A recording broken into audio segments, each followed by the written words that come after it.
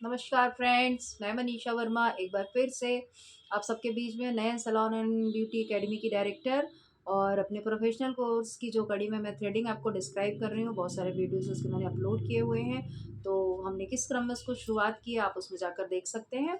और अभी जो मेरा फ़ोकस है वो ये है कि जो इस प्लेटफ़ॉर्म से जो लोग सीखते हैं ना, उन लोगों को थोड़ी-सी दिक्कत तो होती है, क्योंकि जो हम करके दिखाते हैं वो उनके लिए सिर्फ़ वही रह जाता है कि वो उस आधार पर आगे बढ़ें, क्योंकि पर्सनली फिज़िकली उनके पास कोई मौजूद नहीं होता है जो उनको डायरेक्ट कर सके। तो इसलिए मेरा फ़ोकस है कि मैं बिगिनर्स को अच्छे से समझा सकूँ। तो मैं एक बार फिर से आपको कि जो बिगिनर्स हैं जो इस प्लेटफ़ॉर्म में सीख रहे हैं वो अपना धागा किस तरीके से लेंगे। तो धागे को आपको देखा है आपने लास्ट वीडियो में इस तरह से लेना है। बस एक चीज़ का ध्यान रखिए कि ये जो लंबाई होती है ये बहुत ज़्यादा ना हो। अपने 3 उँगली से धागा यूँ फँसाना है। 4 से ज़्यादा आपको नॉट करनी है, ठीक है? इसके बाद आपको इस हिस्से से ये जो आपका थंब है, आप शुरुआती दौर पे इस थंब से धागे को कंट्रोल कर सकते हो। अब ये धागे में हम इस तरीके से थंब रखते हैं ना, तो क्या होता है ये ज़्यादा बड़ा नहीं हो पाता। यहाँ से आप कंट्रोल करो इंडेक्स से और इसको ऐसे रखिए और इससे आप लूप बनाएँ।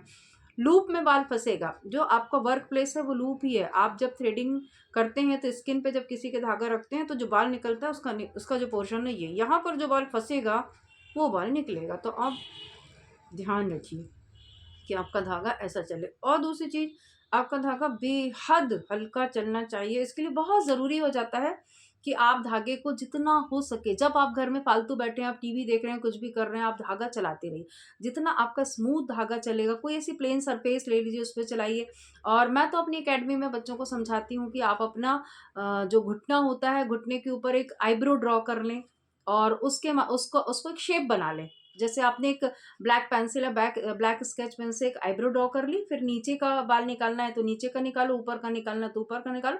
आपको एक फॉल्स आईब्रो मिल जाएगी, जिसके माध्यम से आप अपनी थ्रेडिंग में धीरे-धीरे, धीरे-धीरे सुधार कर पाएँगे। आप चाहो तो इतनी परफेक्ट, क्योंकि आजकल तो मैंने देखा है कि आईब्रो तो क्या पूरा-पूरा आई मेकअप लोग हाथों पर कर लेते हैं। तो या तो आप किसी के हाथ पर ड्रॉ करके निकाल सकते हैं, तो हाथ पे ड्रॉ करके निकालें, और यदि आपको कोई का हाथ नहीं अवेलेबल होता है, क्योंकि थ्रेडिंग तो आप खुद के हाथ पे नहीं कर पाओगे, तो बहुत ज़रूरी हो जाएगा कि आप अपने घुटने पर एक आईब्रो ड्रॉ करो और उसके बाल निकालो, ताकि आईब्रो आपकी धीरे-धीरे परफेक्ट होती चली जाए। और बस इसमें प्रैक्टिस पे बहुत ज़्यादा ध्यान देना आपको। जितनी आप प्रैक्टिस करते जाओगे, और ये नहीं करना है कि गैप करना है, कि चलो आप आज आपने कर लिया तो फिर 15 दिन बाद धागा उठाना है, क्योंकि ये एक ऐसी चीज़ है कि यदि प्रैक्टिस रुकी, तो आप मान के चलिएगा कि आपका काम धीरे से खराब हो जाएगा। तो थ्रेडिंग की कंटीन्यूअस प्रैक्टिस करते जाइए। और यदि आप बिगिनर हैं तो आप अपने पर्सनल जैसे भी हो सकता है, यदि कोई करा लेता है तो अच्छी बात है, और नहीं कराता है तो आप अपने घुटने पे करो।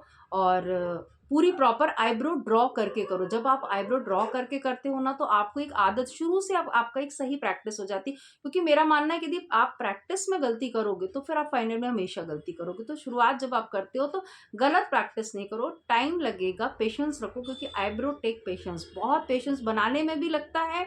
जब हम लोग करते हैं, आज इतने 24 साल बाद भी यदि हम लोग आईब्रो करते हैं तो हम लोग पेशेंस रखते हैं।